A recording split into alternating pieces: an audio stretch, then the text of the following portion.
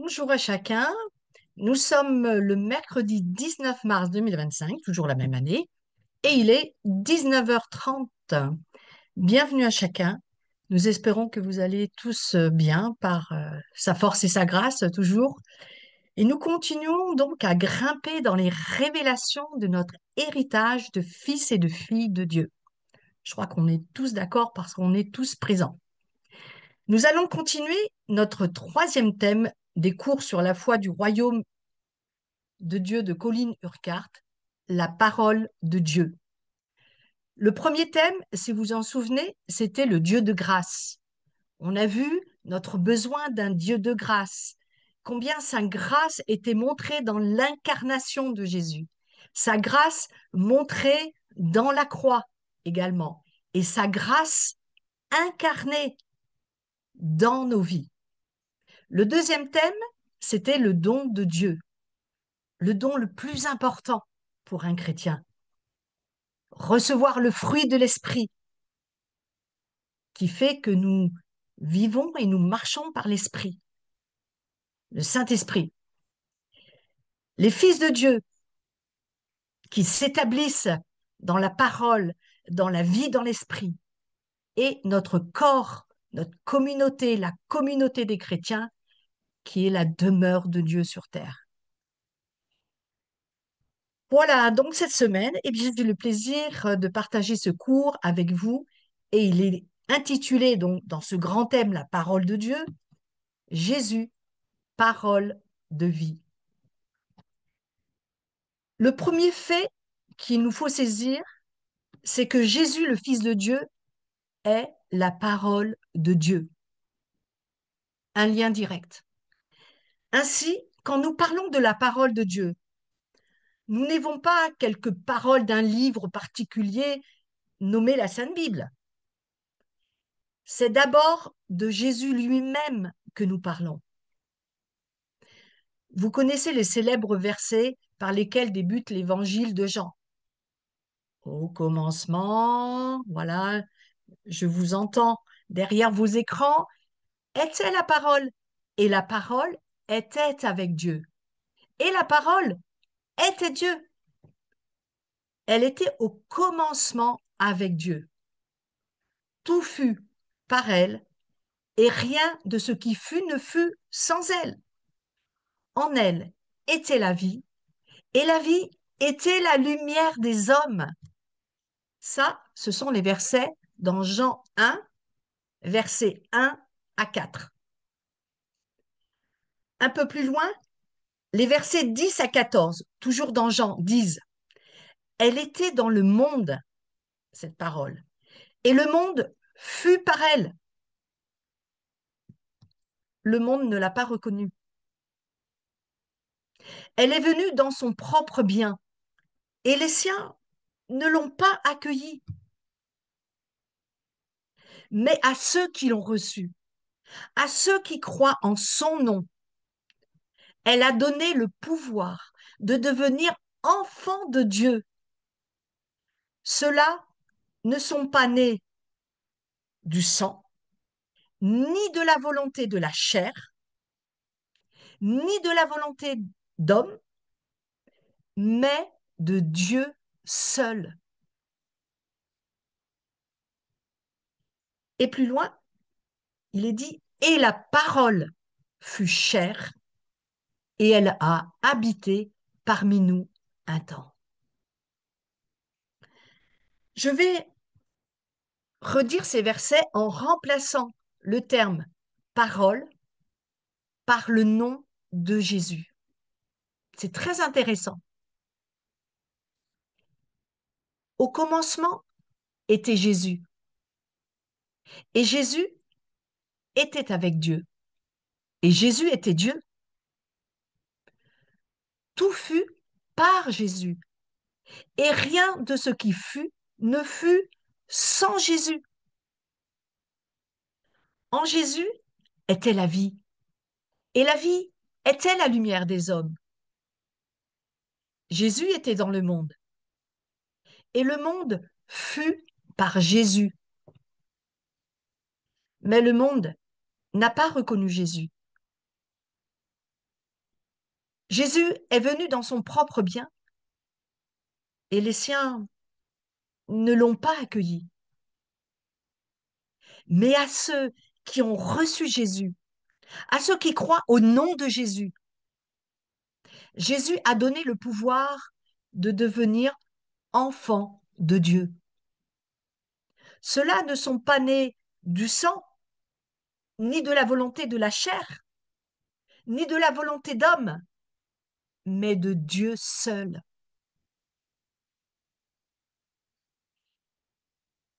Et Jésus fut chair, et il a habité parmi nous un temps.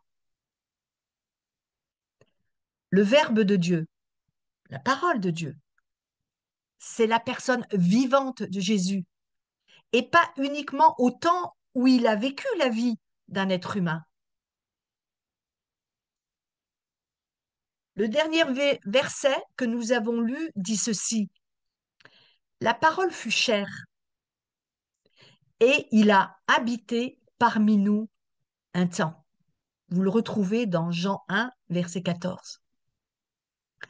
Jésus, le Verbe, la parole de Dieu, n'a revêtu la forme humaine qu'un temps. Il est venu de Dieu, auprès duquel il vivait depuis le commencement des temps.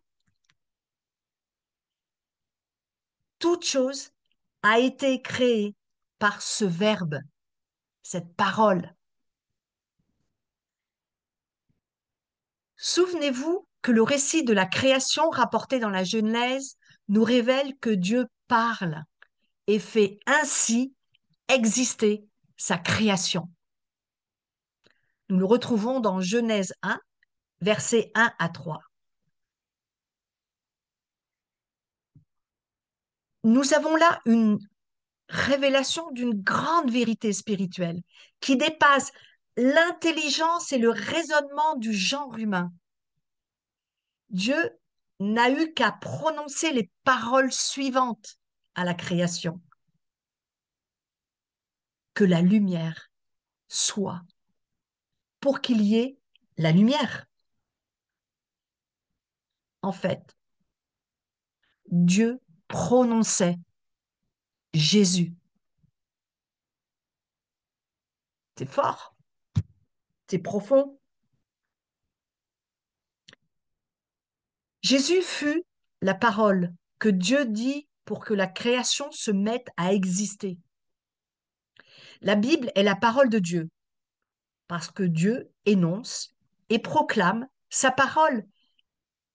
Il déclare Jésus à notre intention dans les pages des Écritures. Même dans l'Ancien Testament, nous avons la voix de Dieu, la parole de Dieu. Cela se passe avant l'époque où le Verbe a été fait chair et vienne vivre parmi nous quelques années. Dans l'Ancien Testament, aussi, nous avons Dieu qui s'adresse à son peuple en parlant depuis les cieux. Et la plupart des membres de son peuple ne pouvaient entendre sa voix. Ils ne se sont pas non plus sentis tellement concernés lorsque Dieu a fait se lever des prophètes, de saints hommes de Dieu qui avaient avec lui une relation réelle, bien vivante, et qui pouvaient vraiment entendre la parole qu'il leur adressait depuis les cieux. Ces hommes-là, les prophètes, de toutes les générations, ont proclamé la parole de Dieu à son peuple. Et il y a eu des cas où le peuple a entendu et s'est repenti en conséquence. Mais le plus souvent, ce peuple a refusé d'entendre et de se repentir. Vint alors le temps où Dieu discerne qu'il convenait de cesser de parler du haut des cieux et que son verbe prenne la forme d'un être humain, qu'il vienne vivre parmi les hommes, afin que ceux-ci puissent entendre en toute clarté ce que Dieu leur dit. Ce verbe, cette parole qui avait été avec Dieu, cette parole qui était Dieu, car nul, si ce n'est Dieu, ne peut isoler un homme de sa parole. Cette parole, donc, se fit chair, d'une chair d'homme. Et les hommes ont entendu les paroles de Jésus. Tous les hommes, et pas seulement les prophètes, tous ceux qui, à l'époque de Jésus, ont entendu celui-ci prêcher et enseigner, tous ceux qui ouvrent les évangiles, trouvent là, bien clair, l'enseignement de la parole de Dieu, de Jésus-Christ, la personne de Dieu.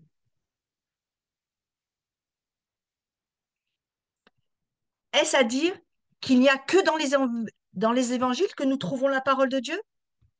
Assurément non. L'Ancien Testament nous rapporte justement ce que Dieu dit à son peuple au travers des prophètes de l'histoire et des individus particuliers qui ont été réceptifs à ce que Dieu disait. Ce que nous trouvons dans les évangiles, c'est le relevé de ce que le Fils de Dieu a proclamé à l'époque de son humanité, dans son corps humain et dans le reste du Nouveau Testament. Nous avons la parole de Dieu, Dieu qui s'exprime alors par la puissance du Saint-Esprit. Cette parole, c'est que Dieu, l'Esprit Saint, est venu vivre en Paul, en Pierre, en Jean, en Luc et en d'autres encore qui ont rédigé les livres du Nouveau Testament. Dieu parle encore au travers d'eux.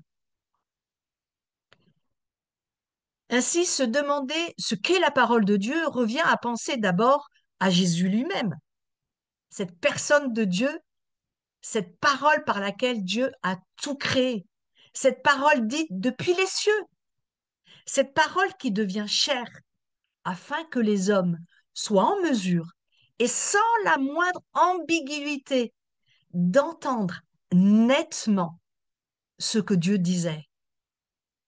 Quel cadeau et quelle révélation.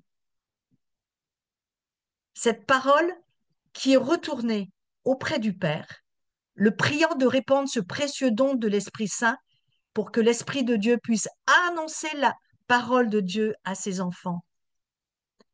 Nous comprenons donc également que la Bible est la parole de Dieu, la révélation de ce que Dieu a dit à son peuple par ses divers moyens. Et c'est Paul qui, dans la lettre à 2 Timothée 3, versets 15 à 17, voilà ce qui est dit. Depuis ta tendre enfance, tu connais les saintes écritures. Elles ont le pouvoir de te communiquer la sagesse qui conduit au salut par la foi qui est dans le Christ Jésus.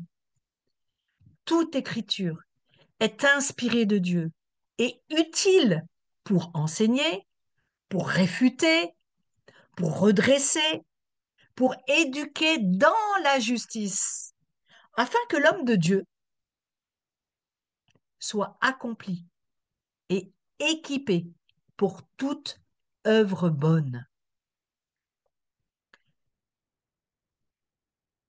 Colin Urquhart donne un témoignage après et il dit: il y a eu une époque dans ma vie, et même dans les premières années de ma vie de ministre ordonné, où j'ai été très méfiant à l'égard de la Bible. Mon éducation m'avait appris que l'on peut avoir une attitude très rationnelle pour aborder les Écritures et que, en ces temps de grande supériorité intellectuelle du XXe siècle, où l'on pense de façon si brillante, il nous appartenait d'accepter ce qui était rationnel dans l'enseignement de la Bible et d'en rejeter en toute liberté ce qui semblait irrationnel, inadapté à la société moderne.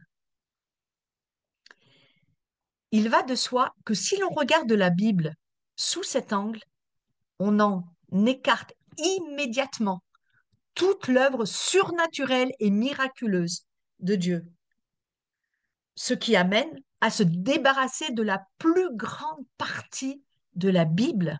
Quelle catastrophe! Parce que toute l'écriture est la révélation de Dieu.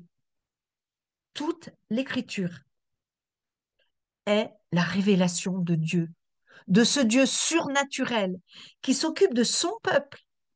Et parce qu'il est surnaturel, il agit de façon surnaturelle.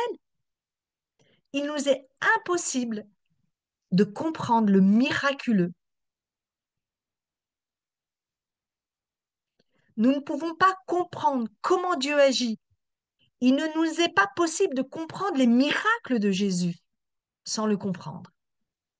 Nous ne pouvons saisir comment se manifeste la puissance de guérison de Dieu qui est expliquée dans les textes écrits de sa vie, dans la vie de l'Église primitive.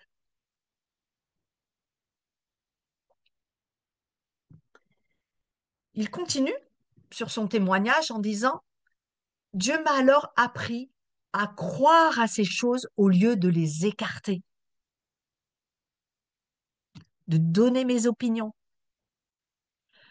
Lorsque le Saint-Esprit devint cette puissance agissante dans ma vie, telle que Dieu souhaitait que l'Esprit soit pour moi, il commença à m'enseigner, à croire à sa parole, à ne pas la critiquer, à ne pas la faire passer dans le tamis de mon esprit humain pour en rejeter ce que j'estimais indigne d'une personne aussi éclairée que moi, bien qu'en fait, je n'ai pas été brillant.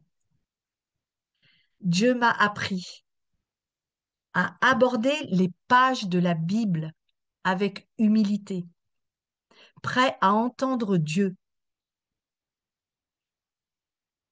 Ce changement d'attitude a vraiment transformé ma vie et mon ministère tout entier. Je découvris qu'il y avait dans la Bible nombre de choses que je ne comprenais pas et beaucoup d'aspects que mon intelligence humaine ne pouvait accepter. Mais il se trouve que Dieu est bien plus grand que moi, ou que vous, ou même que les gens les plus intelligents. Ses pensées et ses voix sont bien plus grandes et plus élevées que les nôtres. Dieu commença à m'enseigner ceci. Au lieu de douter de ma parole, crois en elle, ses promesses, ses proclamations qui te paraissent irrationnelles, trop merveilleuses pour être vraies selon toi. Même ces choses-là commencent à y croire, commence à écouter, car sache que moi, ton Seigneur, je te parle au travers d'elle. Commence à mettre ces paroles en application dans ta vie et dans ton ministère.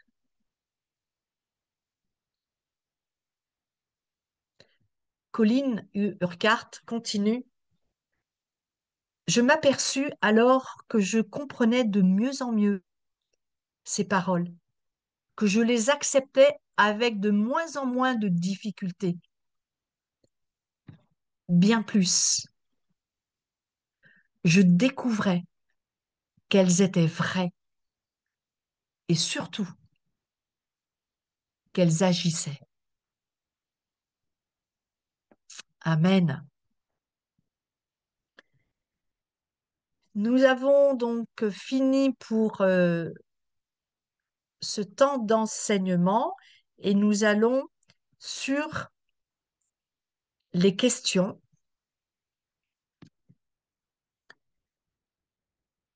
Sur Jésus, parole de vie.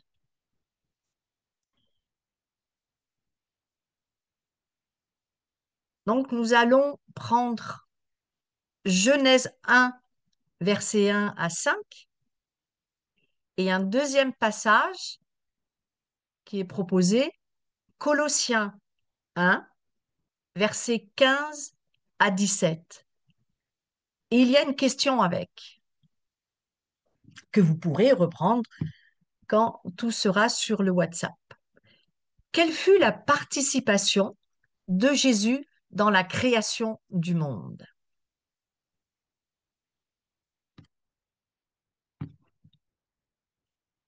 Genèse 1, au commencement, Dieu créa le ciel et la terre.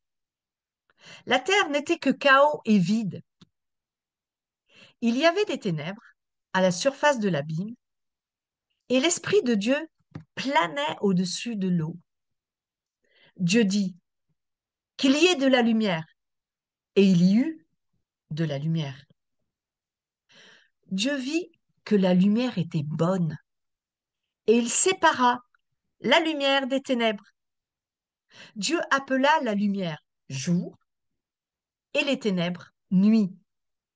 Il y eut un soir et il y eut un matin. Ce fut le premier jour.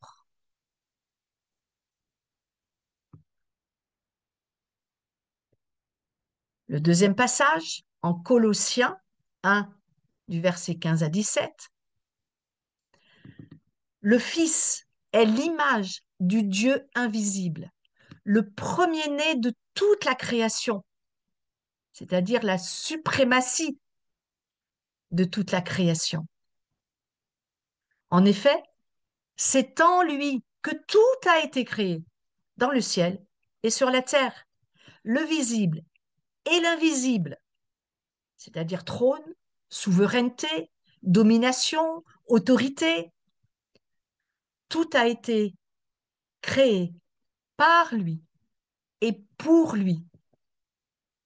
Il existe avant toute chose et tout subsiste en lui.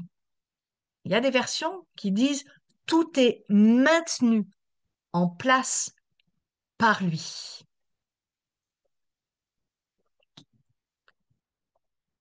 Le deuxième bloc de passages bibliques et de questions, il y a deux versets qui est proposé, donc Genèse 12, versets 1 à 4, et le deuxième passage, Hébreux 1, versets 1 à 2. Une question y est ajoutée.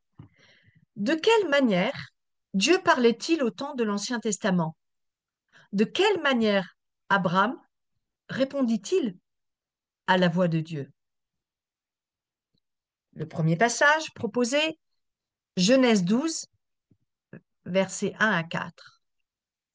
L'Éternel dit à Abraham, va-t'en de ton pays, de ta patrie, de la maison de ton père, dans le pays que je te montrerai. Je ferai de toi une grande nation et je te bénirai. Je rendrai ton nom grand et tu seras une source de bénédiction.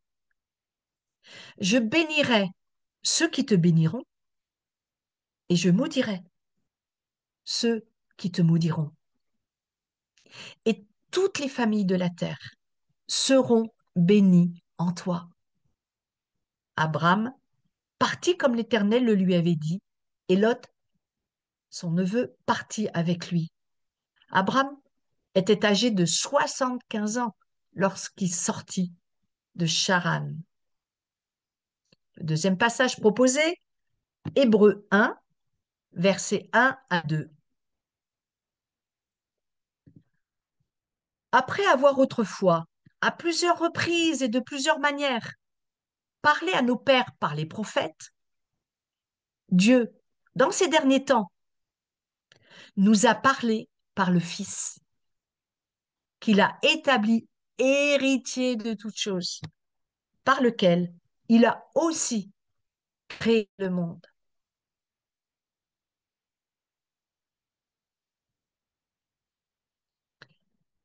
Le troisième bloc de questions et, et de passages bibliques, dans 2 Chroniques 33, verset 10, et Zacharie, chapitre 1, versets 2 à 6. Une question, deux questions pour nous.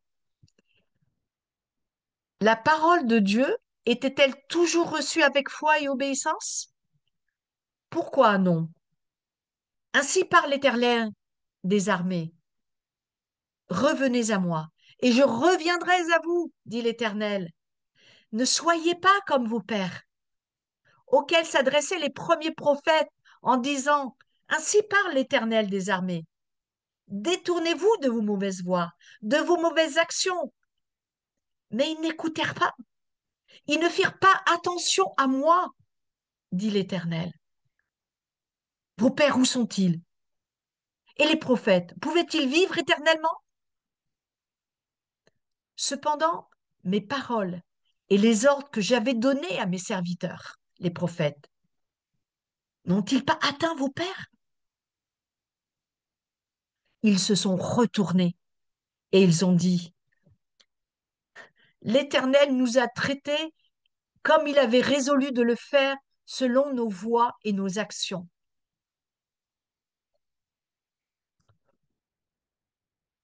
Quatrième bloc de versets bibliques et de questions. Galates 4, verset 4, et Jean 1, verset 1 à 14. Ouh, là, il y a 4 questions. Ça va être un peu plus long. La venue de Jésus était-elle une mesure d'urgence de Dieu parce que le peuple s'éloignait de plus en plus de lui? Quel fut leur accueil envers Jésus, la parole de vie? Quelle comparaison peut-on faire avec la réaction dans l'Ancien Testament aux paroles de Dieu?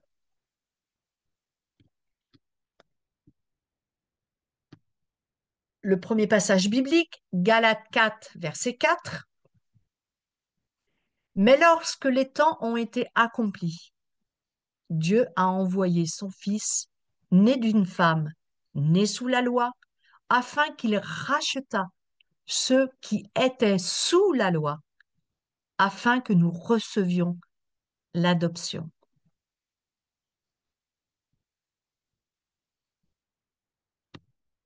Deuxième passage biblique, dans Jean chapitre 1, versets 1 à 14. Au commencement était la parole, et la parole était Dieu. La parole était avec Dieu, et la parole était Dieu. Elle était au commencement avec Dieu. Toutes choses ont été faites par elle, et rien de ce qui a été fait n'a été fait sans elle. En elle était la vie, et la vie était la lumière des hommes. La lumière luit dans les ténèbres, et les ténèbres ne l'ont pas reçue. Il y a une version qui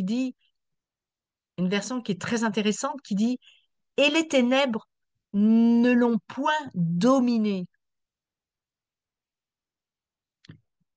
Il y eut un homme envoyé de Dieu, son nom était Jean. Il vint pour servir de témoin, pour rendre témoignage à la lumière, afin que tous crussent par lui. Il n'était pas la lumière, mais il fut envoyé pour rendre témoignage à la lumière. Cette lumière était la véritable lumière qui éclaire tout homme venant dans le monde.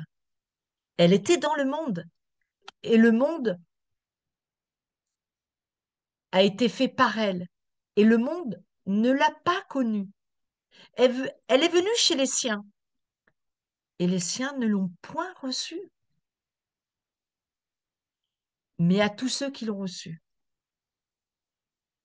comme nous, à ceux qui croient en son nom, comme nous, elle a donné le pouvoir de devenir enfants de Dieu. Et nous le sommes. Lesquels sont nés non du sang, ni de la volonté de la chair, ni de la volonté de l'homme, mais de Dieu seul. Et la parole a été faite chair, et elle a habité parmi nous, pleine de grâce et de vérité. et nous avons contemplé sa gloire. Une gloire comme la gloire du Fils unique venu du Père.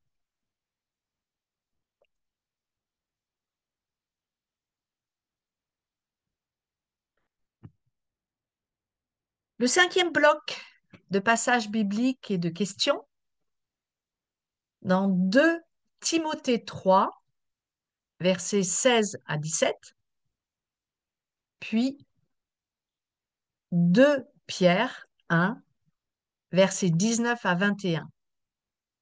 2 questions. En quoi consiste alors notre Bible? Quelle valeur a-t-elle pour nous aujourd'hui? 2 Timothée 3, versets 16 à 17.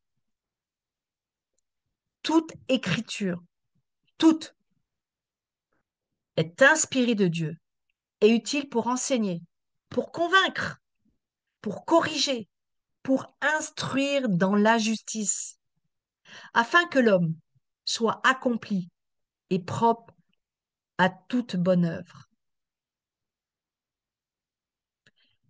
2 Pierre 1, versets 19 à 21. Et nous tenons pour d'autant plus certaine la parole prophétique à laquelle vous faites bien de prêter attention comme à une lumière qui brille dans un lieu obscur, jusqu'à ce que le jour vienne apparaître et que l'étoile du matin se lève dans vos cœurs. Sachant tout d'abord vous-même qu'aucune prophétie de l'Écriture ne peut être un objet d'interprétation particulière, car ce n'est pas par une volonté d'homme qu'une prophétie a jamais été apportée, mais c'est poussé par le Saint-Esprit que les hommes saints ont parlé de la part de Dieu.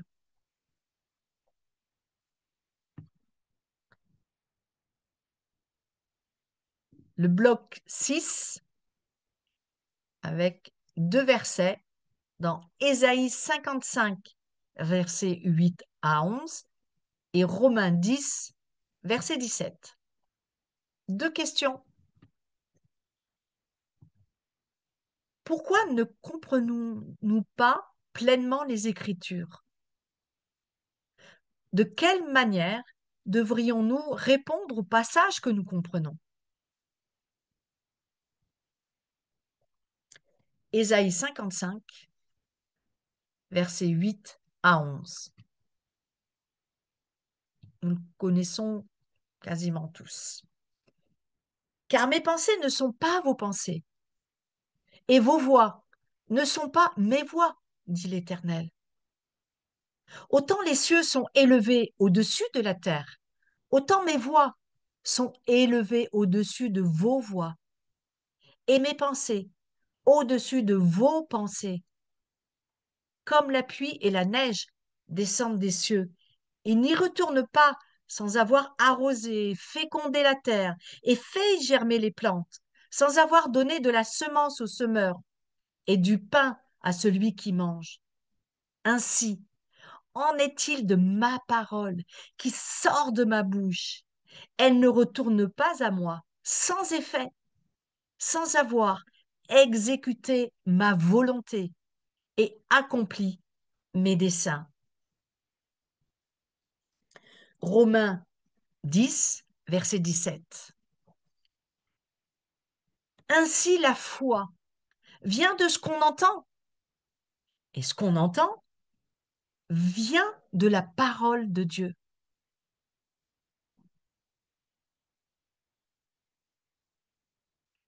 Colin Hurkacz nous propose un autre passage dans ce bloc, Matthieu 8, verset 8. Et il dit ici, dans ce verset, on trouve un exemple vivant. Donc Matthieu 8, verset 8.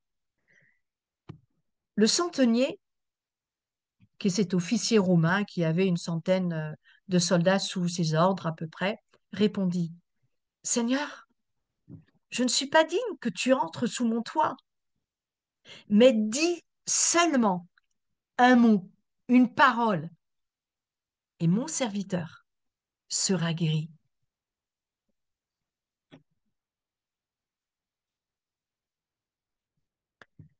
Le bloc numéro 7, avec le verset biblique proposé de Jean 5, verset 24, avec une question. Qu'arrive-t-il lorsque nous recevons en premier la parole de vie avec foi? Jean 5, verset 24. En vérité, je vous le dis, celui qui écoute ma parole et qui croit à celui qui m'a envoyé a la vie éternelle et ne vient pas en jugement, mais il est passé de la mort à la vie.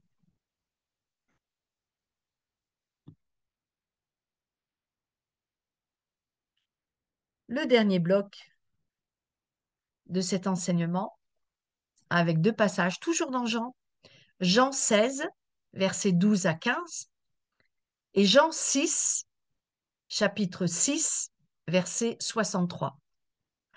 Avec la dernière question, pourquoi découvrons-nous constamment de nouvelles vérités concernant Jésus dans les évangiles?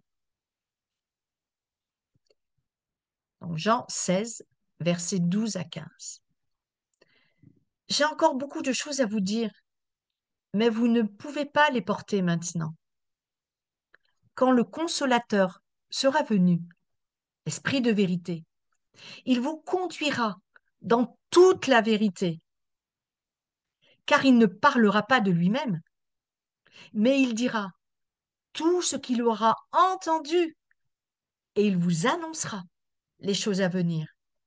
Il me glorifiera parce qu'il prendra ce qui est à moi et vous l'annoncera. Tout ce que le Père a est à moi. C'est pourquoi j'ai dit qu'il prend ce qui est à moi et qu'il vous l'annoncera.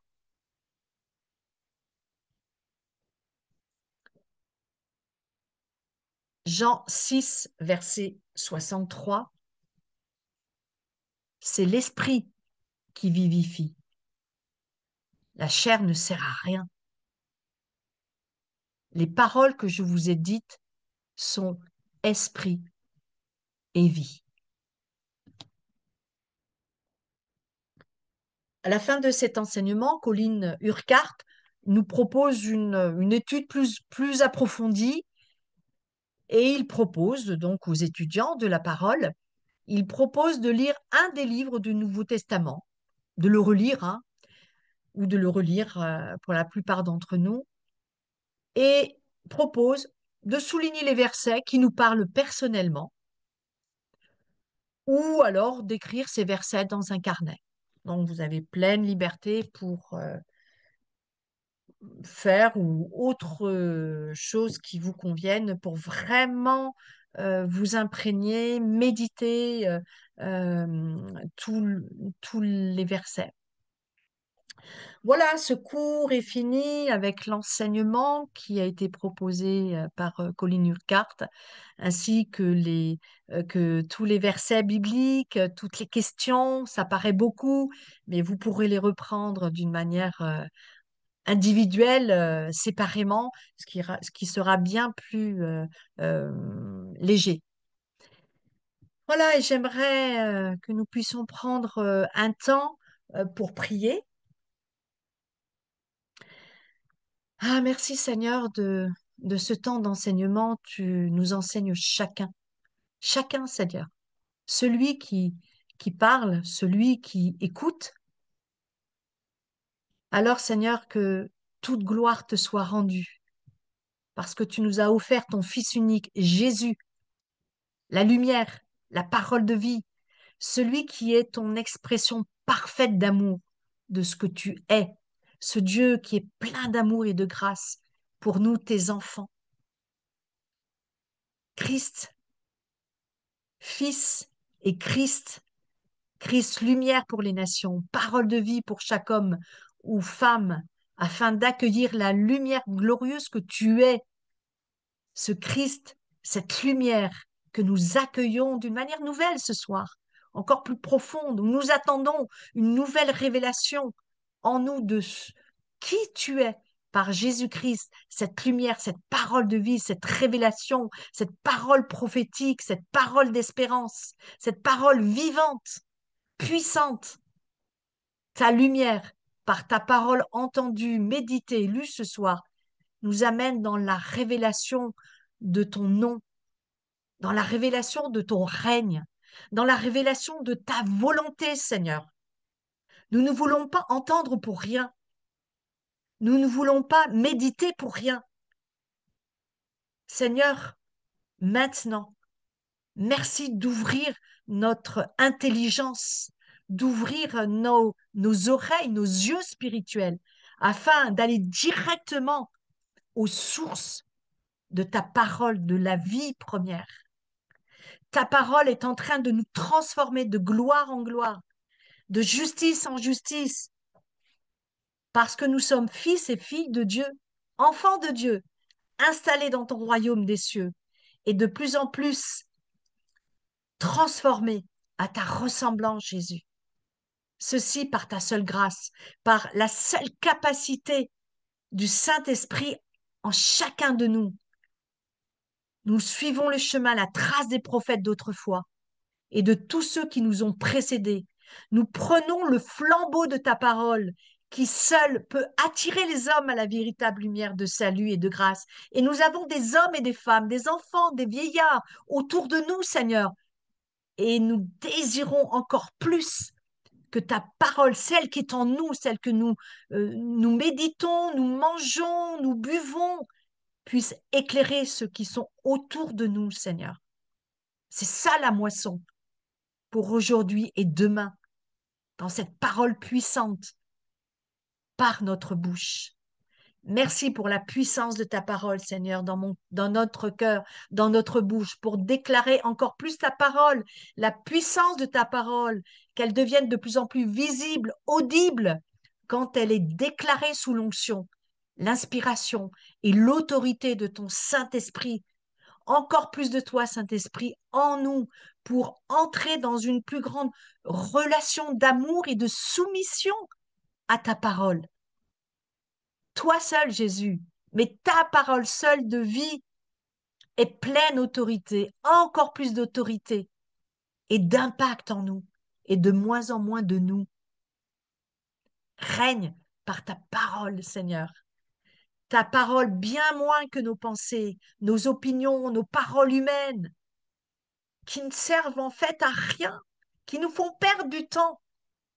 Ta parole puissante est le reflet de l'amour du Père en nous. Alors ta parole en nous, nous la déclarons puissante parce que tu as fait de nous tes enfants, parce que nous sommes chacun une nouvelle créature spirituelle qui vit et qui marche sous la direction du Saint-Esprit. Nous déclarons pour chacun que ta parole est puissante et nous allons la déclarer de plus en plus.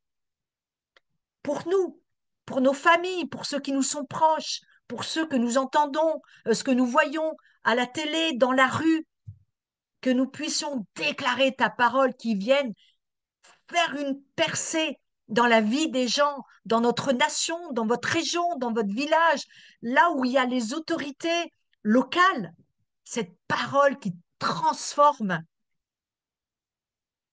l'atmosphère. Le monde nous attend, la moisson est là. Alors merci Seigneur pour ta parole puissante, celle qui nous transforme, qui nous délivre, qui porte ton autorité et qui nous amène sur des nouveaux lieux de combat et de victoire. Merci d'espérer d'une manière nouvelle, Seigneur. Nous ne voulons plus travailler pour rien, Seigneur. Tu as tout donné gratuitement. Alors merci, Seigneur, parce que nous voulons vivre de toi. Mais parfois, nous ne savons pas, nous n'avons pas envie. Change-nous, Saint-Esprit. Change-nous, que nous puissions avoir le désir de porter, de manger cette parole. Oui, parfois on est fatigué, mais qu'on puisse dire à notre âme, oui, tu es fatigué, mais tu te reposeras après. Alors viens chanter un des psaumes, viens déclarer ma parole, viens prendre un temps avec moi. Venons de plus en plus dans cette présence du Saint-Esprit pour être conduits sur un verset qui demain va nous servir pour la réunion de prière du mardi soir, ou alors pour entendre le jeudi soir, le cours des guetteurs, et de dire, ah, merci Saint-Esprit, tu m'as préparé il y a 2 jours, et maintenant je comprends, tu me donnes la suite, la parole vivante et agissante de Christ par le Saint-Esprit. Que ça, que ça. Merci Saint-Esprit, merci. Apprends-nous aussi à recevoir la vie et la guérison qui se trouve dans ta parole et de la partager autour de nous pour tous les changements. Tes promesses dans ta parole et celles qui sont inspirées par le Saint-Esprit sont certaines et véritables. Elles s'accomplissent par ta volonté au bon moment, en nous et au travers de nous, pour toucher ce monde. Alors, aucune inquiétude, aucune inquiétude. Repoussons toute forme de peur, de crainte. Sa parole s'accomplit en nous. Ce n'est pas nous qui faisons, c'est le Saint-Esprit. Faisons confiance de plus en plus au Saint-Esprit qui porte cette parole de lumière, de gloire, waouh, de transformation, de sanctification. Merci Seigneur, tu as pensé à tout. Donne-nous cette discipline aussi de mettre du temps à part pour te rencontrer, pour déclarer tes écritures sur la conduite du Saint-Esprit. Ta parole est vivante et active. Pour celui qui la reçoit, elle est esprit et vie. Elle nous donne la vie. La recevoir et y croire de plus en plus. Ta vérité nous transforme dans qui tu es, Jésus. Alors merci, Saint-Esprit. Tout va bien, tout va bien. Merci pour cette grâce d'amour et de confiance que tu as pour nous. Oui, Seigneur, en tant que disciples, nous voulons être prêts à t'entendre encore plus et à recevoir ta parole, comme le petit Samuel qui guettait ta parole pour t'obéir et faire son service le mieux possible dans le temple.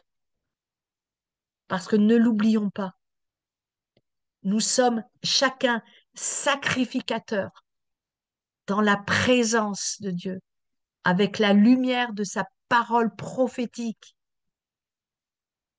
pour nous éclairer, pour savoir comment être et comment faire selon la volonté du Père. Parce que nous nous exerçons ainsi dans ce service de bénédiction à Dieu et ceux qui sont autour de nous, et que nous fassions tout par la foi, par amour, au nom de Jésus-Christ et conduit par le Saint-Esprit. Amen. Je nous souhaite une bonne fin de soirée. C'était une bénédiction d'être avec vous et continuer à être bénis par tout ce qui a été partagé. Ce que nous comprenons, nous continuons à, à le méditer, à approfondir. Ce que nous ne comprenons pas, nous le laissons de côté gentiment jusqu'à ce que le Saint-Esprit qu'on le reprenne et on avance chacun, mais ensemble. Nous vous souhaitons bonne fin de soirée et à bientôt.